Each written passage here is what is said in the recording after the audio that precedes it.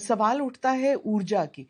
क्या नीतीश बाबू में क्या वो सक्षम है कि अगले 5 साल तक वो मुख्यमंत्री बन के वही ऊर्जा, वही एनर्जी के साथ काम कर सकते जैसे पहले करते थे?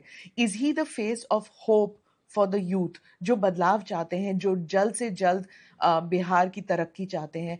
क्या वो नीतीश बाबू पे भरोसा कर सकते हैं that he can bring about change जल्द? क्या तेजस्वी जी पे भरोसा कर सकते वही हैं? मैं पूछना चाहती हूँ। क्या वो ऐसे नहीं लगते कि एक स्मिता जी, मैं आपसे क्षमा चाहता हूँ। पहले मैं एक बात कहूंगा, आपको शायद बुरा भी लग जाए। क्या घर की मुखिया की नेचुरल फेज को हम इस प्रकार की वर्णन करेंगे? पिताजी की स्वास्थ्य के बारे में चर्चा करेंगे, उनको रहते हुए चर्चा करेंगे। अब बाकी नीतीश कुमार जी के स्वास्थ्य इस चुनाव में जब Nitish Kumar ji 250 kilometre by road घूमते हैं प्रतिदिन, 8-10 सभा करते हैं, मैं पिछले 2 महीने से एकदम सघन रूप में उनसे जुड़ा हूं। राजनीतिक विषयों को लेके, विकास के विषय को लेके, प्रत्याशी चयन में, सीट शेयरिंग में, एनडीए के बारे में चर्चा किया, मुद्दा क्या होगा, संकल्प पत्र क्या होगा, प्रचार अभियान कैसे होगा।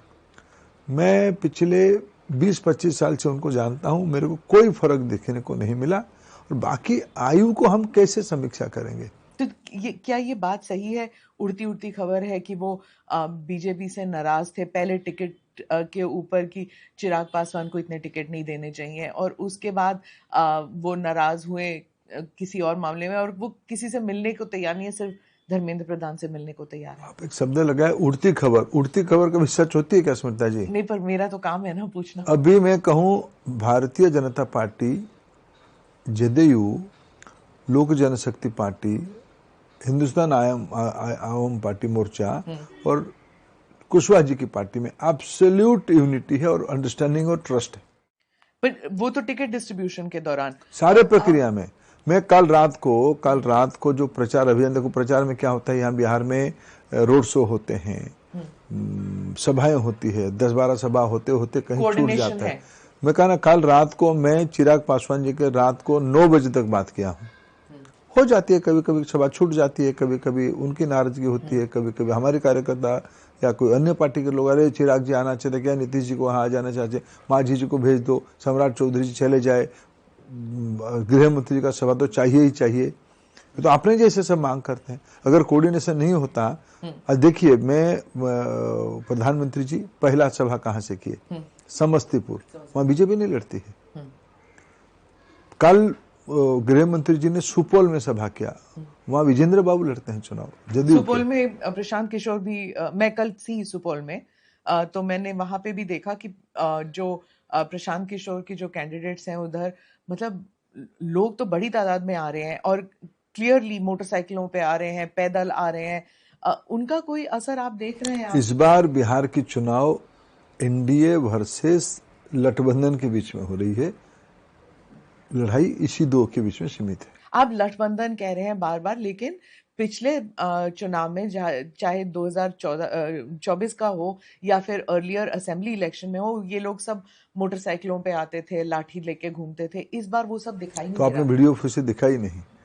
ऐसे हजारों वीडियो पर, कल कोई दिखा रहा था मेरे को वीडियो, चुपचाप लंठन चाप, नहीं तो जो 2 शब्द गाली देखे, जो करना हम कर देंगे। ऐसा नहीं है। बिहार में जो लोग हमारी प्रतिद्वंदी है वो सुधर ही नहीं सकते हैं। पर आपके सहयोगी दलों ने भी तो बाहुबलियों को टिकट दिया है, एक तो जेल में बैठ के लड़ रहे हैं। देखो, ये तो बिहार की एक राजनीतिक मिजाज अलग है, लेकिन जो संस्कृति तो कब बदलने वाला है फिर? कल प्रधानमंत्री जी ने कहा मोतिहारी में, बेतिया में, कहा देखो, इस बार का चुनाव सिर्फ किसी को हराने जिताने का लिए नहीं, बिहार की मूलभूत राजनीतिक संस्कृति में एक पैराडिम शिफ्ट, ढांचागत परिवर्तन की चुनाव इस बार हो रहा है। देखो बिहार नहीं, पर जीतना तो मजबूरी हो गई है ना, कि किसी भी तरह जीत जाइए। बाहुबलियों का सहयोग प्रजातंत्र ने, बाहुबली सारे नहीं लड़ते। विनेबिलिटी एक प्रमुख विषय है, लेकिन बिहार ने जयप्रकाश नारायण जी को दिया है, बिहार ने कर्पूरी ठाकुर जी को दिया, बिहार ने, देखो ऐसा देखो आप फिर एक बार समाज की जिस प्रकार की स्वभाव होती है, हम किसी को जजमेंट ना दे। मैं आपको विनम्रता से कहूंगा, हम लोगों के ऊपर छोड़ दे। लोग प्रजातंत्र में अंतिम निर्णय करने वाले लोग हैं।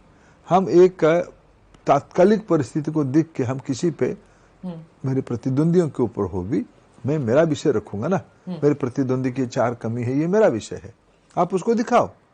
मेरे ऊपर जो 4 कमी आपका दायित्व है दिखाना ही चाहिए, लेकिन ये सारा सही गलत निर्णय जनता करेगी। मैंने प्रशांत किशोर जी के बारे में कहा, तो ये क्या आप नहीं मानते कि ये त्रिकोणीय मुकाबला है इस बार? 14 को पता चल जाएगा। कि सब तो कह रहे हैं कि उनकी पार्टी जो है जनसुराज, उन्होंने अगर सेंध लगाई है तो बीजेपी के खाते में।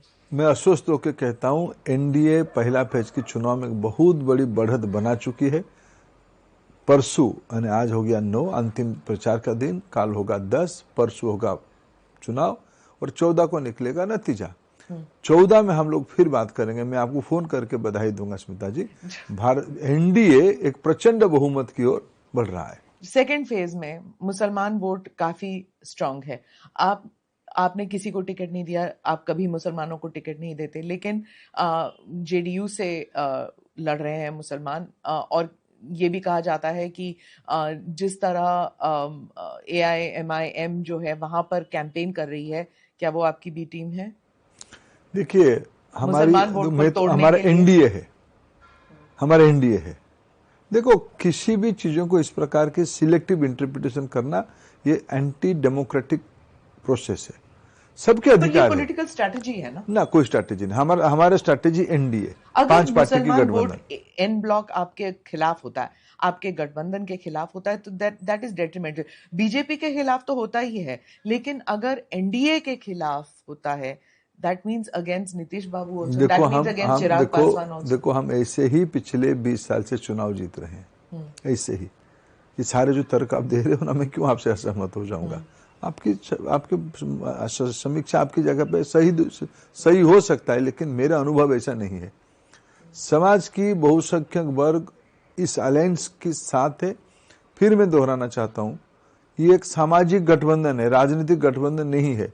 राजनीतिक गठबंधन में ये गुणा भाग होती है, किसको जिताओ, इसको हराओ, इसको साथ में लो, इसको छोड़ दो। हमारी नीति है सबका साथ सबका विकास।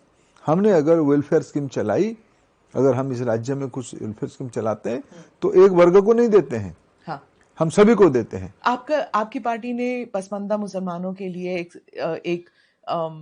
कई सारे लोगों को लगाया था उनसे बात करने के लिए about welfare schemes, how to improve their way of life. क्या उससे कुछ फर्क पड़ा है मुसलमान वोट में? देखिए, हम कोई भी नागरिकों को धर्म के आधार पर समीक्षा, जाति के आधार पर समीक्षा नहीं करते।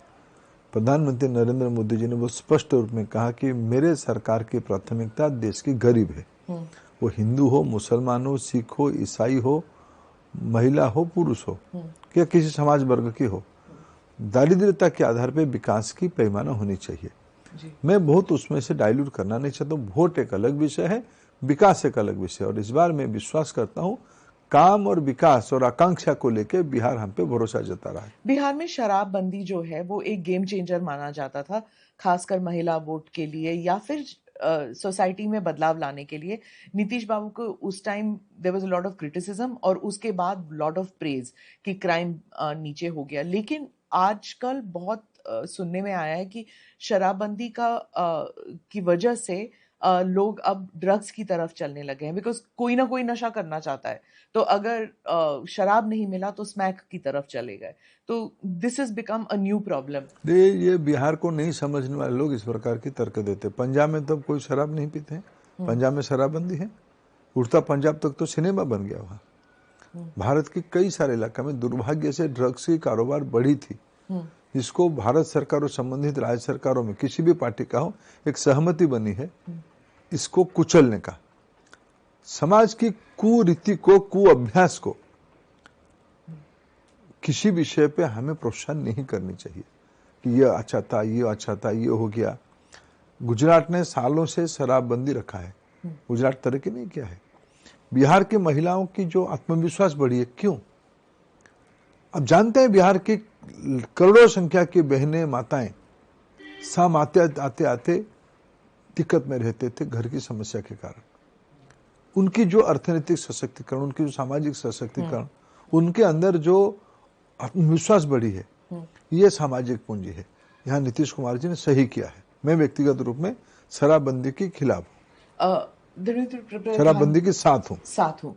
अच्छा, आप एक सवाल मैं अंत में पूछना चाहती हूँ कि जो पहला चरण है, कैंपेनिंग थोड़ा ठंडा सा लगा, in the sense that posters इतने दिखाई नहीं दिए, रैलियां जितनी होती थी वो नहीं दिखते, सभाएं होती हैं but not all that much.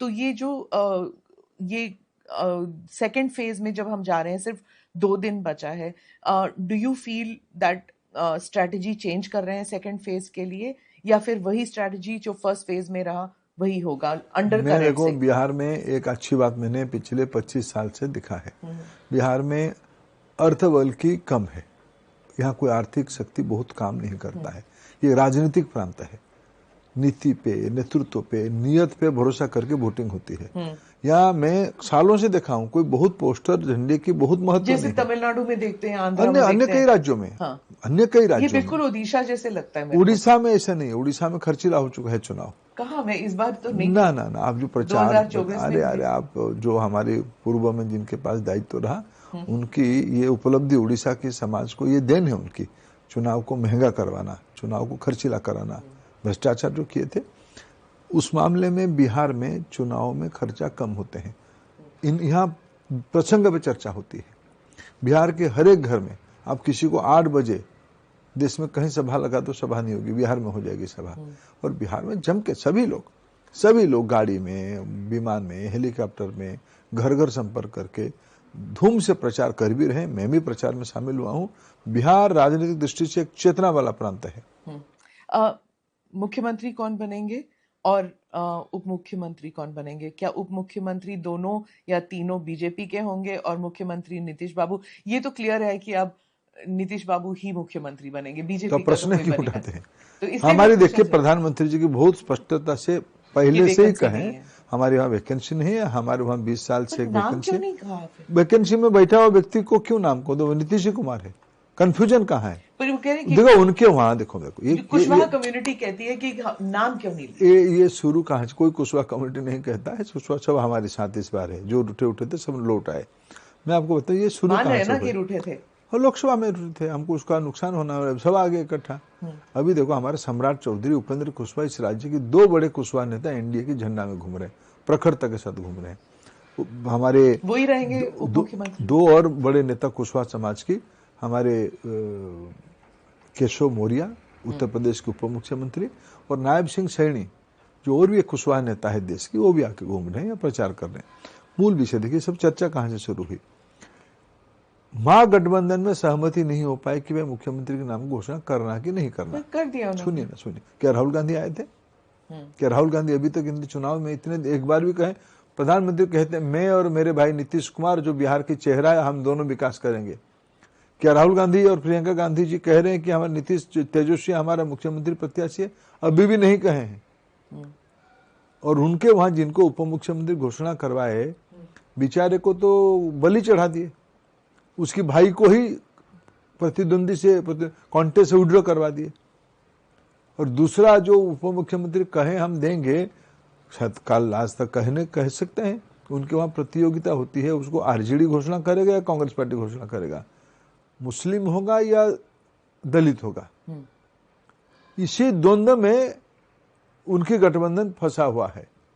मेरे वहां इसकी कोई कंफ्यूजन नहीं है, मेरे वहां की चेहरा नीतीश कुमार है। और उप मुख्यमंत्री समय आने से देखेंगे ना, कौन तय करेगा? पार्टी तय करेगा। क्या नंबर तय करेंगे कि अगर नीतीश बाबू ज्यादा नंबर ले आते हैं? कोई नंबर उम्र की विषय नहीं है। नीतीश बाबू आज भी हमसे कम नंबर पे है, लेकिन वो हमारे नेता है। प्रधानमंत्री जी ने उनको डे 1 से इस विषय को स्वीकार किया है, इसमें कोई कंफ्यूजन नहीं। राहुल गांधी ने कहा कि जेन जी को कहा, उत्साह कि जेन जी का दायित्व बनता है कि जो कॉन्स्टिट्यूशनल पोजीशन पे जो लोग हैं, खासकर ईसी, जिस तरह उन्होंने इलेक्शन में धांधली फैलाई है, जेन जी का दायित्व बनता है कि एक क्रांति लाके इसे सुधारे। आपकी पार्टी पर सीधा निशाना है। देखिए, राहुल गांधी जी सोने की चामच के साथ जन्मे हुए हैं, देश को जानते नहीं है, देश को पहचानते नहीं है। जिन्होंने इस देश को पिछड़ने का जो परिवार की प्रमुख भूमिका रही है, जेन जी की उसी समय से लेकर आज समय तक जिन्होंने गला घोटा है, ये अभी नसीहत देते हैं इनका अधिकार क्या बनता है? बार बार चुनाव में जाते हैं, चुनाव में जाके चुनाव हार जाते हैं। पर विपक्ष के नेता है ना, मतलब तो विपक्ष के नेता संविधान को क्यों तोड़ना चाहते हैं? एक हाथ में संविधान की कॉपी लेकर, ये अधिकार दे दिया आपको चुनाव आयोग को गाली देने के लिए, सुप्रीम कोर्ट को गाली देने के लिए, भारतीय सेना को गाली देने के लिए। वो तो कहते हैं कि आपने संविधान को कैसे तोड़ा? चुनाव आयोग संविधान की व्यवस्था है, SIR पहले भी हुई है, अभी भी हुआ। आपके समय नवीन चावला जी को आप भूल रहे हो? कोर्ट ने क्या कहा था उनके ऊपर? चुनाव आयोग के ऊपर कोर्ट ने क्या टिप्पणी दिया था? देखो, ऐसा बड़े घर के लोग हैं, सामंतवादी है, रसूखदार लोग हैं, हम जो कहें ऐसे ही होना चाहिए, ये जो घमंड है ना, देश की जैन जी उसको तोड़ रहा है। इसी बिहार में, इसी पटना में 74 में जैन जी ने उनकी माता जी की अत्याचार को जवाब दिया था। 2014 में भारत की जैन जी ने नरेंद्र मोदी जी को दायित्व में पहुंचाया। इसी राज्य में अडवाणी जी का रथ भी रुका था। इसी राज्य में बहुत सारी ऐसे चीजें हुई। जेपी मूवमेंट भी यहीं से हुआ था। देखो, कृपा करके जेपी मूवमेंट और राम रथ यात्रा को तुलना मत करो। नहीं, मैं ये कह रही थी इसी राज्य में सब कुछ होता है। इसीलिए इसी राम रथ को अटकाया, इसीलिए राम मंदिर बना, भारतीय जनता पार्टी की जनाधार बढ़ा। हम लोग तो बिहार के प्रति सदैव कृतज्ञ रहते हैं। बिहार वो एक राजनीतिक प्रांत है जो निर्णय करता है देश के बारे में। अगर लालू प्रसाद जी ने आडवाणी जी को गिरफ्तार ना करते तो भारतीय जनता पार्टी इस प्रकार के रूप में नहीं आता।